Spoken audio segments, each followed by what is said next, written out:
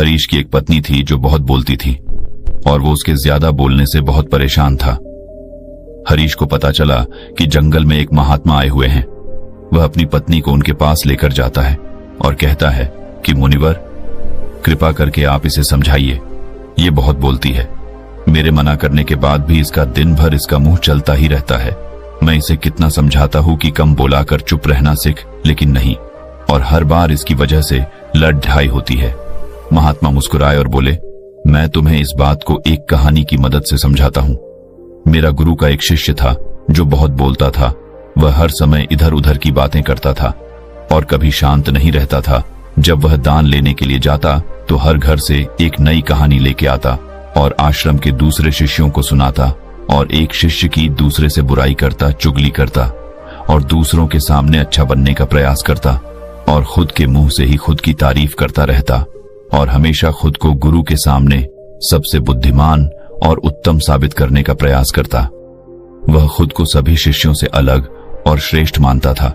उसका कहना था कि मैं एक अमीर घर का बालक, अगर मैं चाहता तो एक आरामदायक और सुविधाओं से भरा जीवन जी सकता, लेकिन मैं वह सब छोड़ कर यहाँ आ गया क्योंकि मुझे खोज करना, खुद को जानना है, जीवन को जानना है।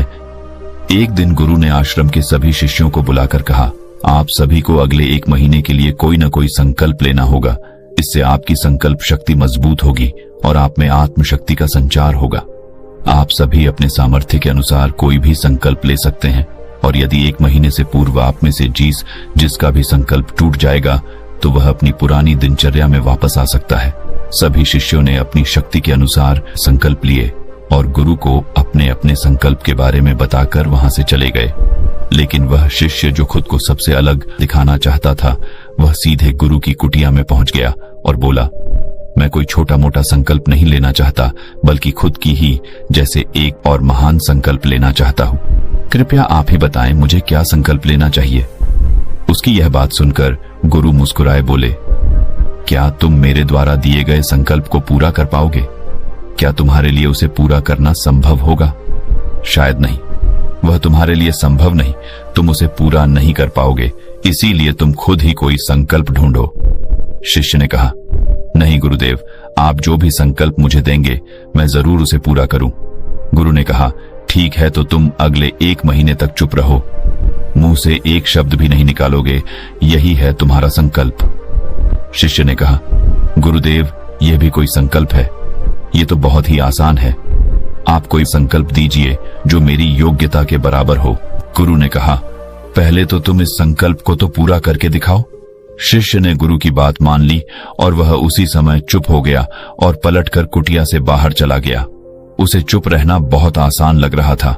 उसने एक दिन तो जैसे तैसे चुप रहकर काट लिया, लेकिन दूसरे दिन से उसके मन में ना बोलने का बोझ बढ़ने लगा, और तीसरे दिन उसे भारीपन महसूस होने लगा, और चौथे दिन उसके अंदर एक अजीब सी बेचैनी होने लगी, क्योंकि आसपास आश्रम के सभी शिष्य एक दूसरे से बातें कर रहे थे। वह भी अपना पक्ष उनके सामने रखना चाहता था, उनकी बोलती बंद कर देना चाहता था, लेकिन उसका संकल्प उसके आ रहा था, इसीलिए वह पूरे दिन सिर्फ और आंखें बनाता। इसी तरीके से कुछ दिन और बीते और वह शिष्य बीमार पड़ गया। उसका सिर फटा जा रहा, उसका खाने पीने तक का मन नहीं था, वह सिर्फ बोलना चाहता था। वह गुरु के पास गया और उनके सामने बैठकर लिखकर उन्हें बताया, गुरुदेव, मैं बोलना चाहता हूँ, बिना बोले मुझे सांस नहीं आ रही है, मेरा दम घुटता जा रहा है, मैं अंदर ही अंदर पागल हुआ जा रहा हूँ, मैं क्या करूँ? संकल्प तो ड दूं क्या? ये पढ़कर गुरु मुस्कुराए और बोले, मैं संकल्प ढाने के लिए नहीं होते, लेकिन जो अपने संकल्प को पूरा कर लेता है वह अपनी आंतरिक शक्ति को बढ़ाता है, और जो अपनी आंतरिक शक्ति को बढ़ा लेता है वो समाज और जागृति की राह पर आगे बढ़ जाता है। संकल्प का लेना भी तुम्हारे हाथ में था और इसे तोड़ना भी तुम्हारे हाथ में है। तुम्हारे बहुत से भाई अपने संकल्प को तोड़कर अपनी पुरानी दिनचर्या पर वापस आ चुके हैं। अगर तुमसे नहीं हो पा रहा तो तुम भी संकल्प तोड़कर अपनी पुरानी दिनचर्या पर वापस जा सकते हो। लेकिन याद रहे, अगर आज तुम इस छोटे से संकल्प को नहीं संभाल पा रहे तो तुम अपनी बाकी की पूरी जिंदगी को कैसे संभाल सकोगे? बाकी फैसला पूरी तरह से तुम्हारे हाथों में है। गुरु की यह बात उस शिष्य के दिल में चोट कर गए। वो बिना कुछ बोले वहां से वापस चला गया और खुद को अपनी कुटिया में बंद कर वह केवल अपने जरूरी कामों के लिए ही कुटिया से बाहर निकलता, बाकी सारे समय कुटिया के अंदर ही बैठा रहा। 15 दिन बीत चुके थे और आश्रम के लगभग सभी शिष्यों का संकल्प अब तक टूट चुका था, लेकिन उसका संकल्प अभी भी जारी था। संकल्प लेने के बाद से अब तक उसने एक शब्द भी नहीं बोला। सारा आश्रम हैरान था कि इतना बोलने वाला इंसान चुप कैसे हो। 15 दिन बीतने के बाद वह दोबारा अपने गुरु के पास गया और लिखकर बताया है, गुरुदेव, मैं बाहर से तो चुप हूं, लेकिन मेरे भीतर बहुत सी आवाजें हैं, बहुत सी चीख पुकार और शिकायतें हैं। मैं अंदर ही अंदर बात करता रहता हूं। मेरा मन तरह तरह के प्रश्न पूछता है। मैं बाहर से जितना मोर, भीतर से उतने ही शोर शराबे से भरा। क्या इस तरह से मेरा संकल्प अभी भी है? गुरु ने कहा, हाँ, तुम्हारा संकल्प अभी भी जारी है, लेकिन जब तक लोगों की ये आवाजें तुम्हारे कानों में उठती रही, तुम्हारा मन बोलता रहेगा, क्योंकि इसे तो आदत है। तुम भले ही बाहर से चुप रहो, लेकिन तुम अंदर ही अंदर बोलते रहोगे। तुम्हें इन बातों से, इन आवाजों से दूर जाना चाहिए। शिष्य गुरु को प्रणाम कर वहां से चला जाता है और सुबह होते ही अपनी कुटिया छोड़ जंगल की तरफ चला जाता है। कई दिन बीत जाते, संकल्प का समय भी पूरा हो जाता है, लेकिन शिष्य लौटकर नहीं आया। आश्रम में सभी को डर था कि कहीं जंगली जानवर ने उसे खाना लिया हो। इस बीच उसे ढूंढने की बहुत कोशिश की गई, लेकिन वह कहीं नहीं मिला। गुरु भाइयों ने मान लिया था कि जंगली जानवरों ने उसे अपना शिकार बना लिया है, लेकिन गुरु को ऐसा नहीं लगता। एक दिन आश्रम का एक अन्य शिष्य गुरु के पास आया और बोला, गुरुदेव, हमारे उस अधिक बोलने वाले भाई के साथ क्या हुआ होगा? क्या जानवर ने उसे मार दिया होगा? गुरु ने कहा, हो सकता है कि जानवरों ने उसे अपना शिकार बना लिया हो, लेकिन उसके न लौटने की एक दूसरी वजह भी हो सकती है। शायद उसे वह मिल गया है जिसके लिए वह गया था। फिर शिष्य ने पूछा, गुरुदेव, क्या ज्यादा बोलना इतना हानिकारक होता है? गुरु ने बोला, कहा, इंसान के जीवन के बहुत सारे दुखों में से एक दुख यह भी है कि वह कभी चुप नहीं रह सकता, हमेशा कुछ न कुछ बोलता ही रहता है। सिर्फ हमारे बोलने के कारण हमारे आधे से ज्यादा दुख पैदा होते हैं। हम में से कोई भी चुप नहीं रहना चाहता, हम बस सामने वाले को सुना देना चाहते हैं। जो भी हमारे मन में है सब निकालकर उसके मन में बैठा देना चाहते हैं, उसे समझा देना चाहते हैं कि देख, तू गलत है और मैं सही। इस तरीके से सुनने और सुनाने का यह काम जिंदगी भर चलता रहता है, लेकिन इस नासमझी में हम अपना समय, अपना जीवन, अपनी समझ और सबसे महत्वपूर्ण अवकीमती पल जो जिए जा सकते हैं, जिनको अनुभव किया जा सकता है, जिनमें आनंद को प्राप्त किया जा सकता है, यह सब खो देते हैं। लेकिन इसके बदले हमें मिलता क्या है? कुछ नहीं, सब व्यर्थ और बर्बाद हो जाता है। शिष्य ने पूछा, तो फिर इसका समाधान क्या है? गुरु ने कहा, पूरी जागरूकता के साथ अपने विचारों को देखना, यही एकमात्र तरीका है। सारी मानसिक समस्याओं का वर्तमान में रहकर चिंतन करना, पूरी जागरूकता के साथ अपना काम करना जिंदगी में चमत्कारिक बदलाव ला देता है। उसके बाद वह शिष्य गुरु से अपने प्रश्नों का उत्तर पाकर उनको प्रणाम करके वहां से चला गया। उस शिष्य को आश्रम छोड़ ढकर गए 3 महीने का समय बीत चुका था, लेकिन उसकी कोई खबर नहीं। अब तक तो सभी गुरु भाइयों ने भी उसके वापस लौटने की उम्मीद छोड़ी, लेकिन एक दिन वह आश्रम लौट आता है। लेकिन अब वह नहीं था जो यहां से गया था, वह कुछ और ही बनकर वापस आया था। उसके अंदर एक गजब का बदलाव महसूस किया जा सकता था। उसके चेहरे पर एक गजब का ठहराव और आंखों में बनी शांति थी। आश्रम में आते ही सभी गुरु भाइयों ने उसे चारों तरफ से घेर लिया और बातें करने लग गए। वह भी अपने गुरु भाइयों से बातें करने लगा। उससे बात करने वाले सभी ने यह अनुभव किया कि अब वह पहले जैसा उतावला और बातूनी नहीं रह गया था। उसके मुंह से एक एक शब्द बहुत ही सुलझे हुए और मधुरता के साथ निकल रहे थे। थोड़ी देर तक गुरु भाइयों से बात करने के बाद वह सीधा गुरु की तरफ चला गया। उसने गुरु के चरण छुए और कहा, गुरुदेव, क्या मैं अब भी मौन हूं? क्या अब भी मेरा संकल्प जारी है? गुरु ने कुछ देर तक शिष्य की आंखों में बड़े ध्यान से देखा और कहा, हां, तुम अब भी मौन हो। तुम्हारे मुंह से एक भी शब्द निकल नहीं रहा और तुम्हारा संकल्प अभी भी जारी है। शिष्य ने कहा, गुरुदेव, जब मैं आश्रम से गया तो मैं मुंह से तो चुप था, लेकिन मेरे अंदर बहुत सी आवाजें थी।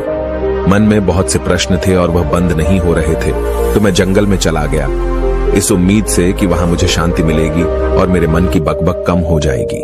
लेकिन मैं जितना एकांत में जाता गया, मेरे अंदर की आवाज उतनी ही तेज होती गई। मेरे भीतर की पुरानी से पुरानी आवाज मुझे सुनाई देने लगी। तब जाकर मैंने महसूस किया कि मैं कितना गलत कर रहा था। जब मैं अपने परिवार वालों, दोस्तों को और गुरु भाइयों को बुरा भला कहता था तो उस समय मुझे लगता था कि मैं सही कह रहा हूं। जब मैं गुरु भाइयों की एक दूसरे से चुगली करता था और उनका मजाक बनाता, तब भी मुझे यही लगता था कि मैं उनसे बेहतर हूं और मैं सही कर रहा हूं। लेकिन उस दिन मैंने पहली बार महसूस किया कि मैं कितना गलत बोलता था।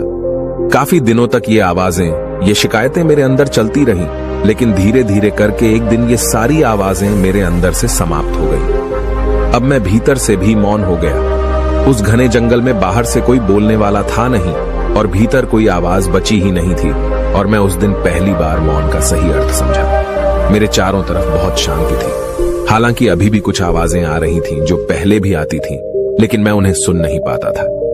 पर अब वह सभी आवाजें मुझे स्पष्ट रूप से सुनाई दे रही थीं। हवा के चलने की आवाज, चिड़ियों के चहकने की आवाज और पानी के बहने की आवाज। ये सभी आवाजें मैंने पहली बार पूरे होशपूर्वक सुनी।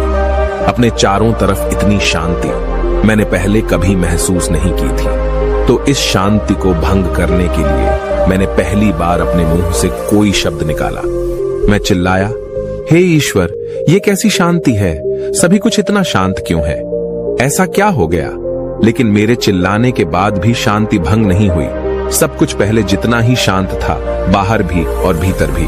हे गुरुदेव, मैंने अपने गुरु भाइयों से बात की, मैंने आपसे बात की। मैं बोल रहा हूं, मैं चल रहा हूं, मैं सब कुछ देख रहा हूं, लेकिन मैं अपने भीतर एकदम एकांत में हूं, मौन में हूं, भीड़ में होता हूं, तब भी भीतर से अकेला एकांत में होता हूं। जब मैं खुद में भी शोर करना चाहता हूं, तब भी एकांत में ही होता हूं। अब सब दिखाई पड़ने लगा है, सब सुनाई पड़ने लगा है। गुरु ने कहा, जब तक हम बाहर की तरफ बोलते रहेंगे, भीतर अशांति ही रहेगी। लेकिन जिस दिन हम भीतर की तरफ मुड़ जाएंगे, तब हमारे मुंह से कुछ भी निकलेगा, हम शांत ही रहेंगे। दुनिया में जितनी भी बुराइयां हैं, ज्यादातर हमारे बोलने से ही उत्पन्न होती है, क्योंकि हम चुप रहना नहीं चाहते। हम जितनी जरूरत है उससे कहीं ज्यादा बोलते हैं। हम सामने वाले को सुनना नहीं चाहते, बल्कि उसकी बोलती बंद कर देना चाहते हैं। उसे समझा देना चाहते हैं कि मैं कौन हूं, मैं क्या कर सकता हूं, और यही हमारी जिंदगी का मकसद बनकर रह जाता है। हमारी सारी ऊर्जा व्यर्थ के बोलने में बर्बाद होती रहती है। ऐसे ही समाज में लोगों का जीवन दुखों से भर जाता है, जो हमेशा एक दूसरे को सुनाने में लगे रहते हैं। कभी एक दूसरे को सुनना नहीं चाहते, समझना नहीं चाहते, और चुप रहना तो उन्होंने कभी सीखा ही नहीं, क्योंकि चुप रहना उन्हें छोटा महसूस करवाता है। दुनिया की सभी लड़ाइयों का कारण हमारा बोलना ही है। इसलिए हमें सिर्फ उतना ही बोलना चाहिए जितना जरूरी हो, क्योंकि व्यर्थ का बोलना ऊर्जा को नष्ट करना है, और यह बोलना ही हमें कभी अपने भीतर की ओर लौटने नहीं देता, क्योंकि यह हमें बाहर की ओर खींचकर रखता है, और बाहर है ही क्या इस संसार के अलावा। लेकिन अगर अपने भीतर के संसार की ओर मोड़ना है, तो इस मुंह को बंद ही रखना चाहिए। इसीलिए जितने भी बुद्ध हुए, आत्मज्ञानी हुए, वह सभी एकांत की ओर भागे, ताकि उन्हें ज्यादा न बोलना पड़े, ज्यादा सुनना न पड़े। वह एकांत में रहे और शांत रहे, इसीलिए आसानी से भीतर की यात्रा कर पाए। लेकिन अगर कोई चाहे तो इस संसार में रहकर भी एकांत में रह सकता है, शांत रह सकता है, लेकिन इसके लिए उन्हें अपनी ऊर्जा बचानी होगी, जिसे वह अब तक अपने व्यर्थ के शब्दों में बर्बाद कर रहे थे। दोस्तों, इस कहानी की सीख यही है कि व्यर्थ का बोलना ऊर्जा को नष्ट करना है। ज्यादा और व्यर्थ बोलना ही हमें अपने भीतर की ओर लौटने नहीं देता, क्योंकि यह हमें बाहर की ओर झुकाए रखता है, और जिन्हें भीतर की यात्रा करनी है, उन्हें अपने मुंह को बंद ही रखना चाहिए। मुझे उम्मीद है कि आपको यह कहानी पसंद आई होगी और काफी कुछ सीखने को मिला होगा।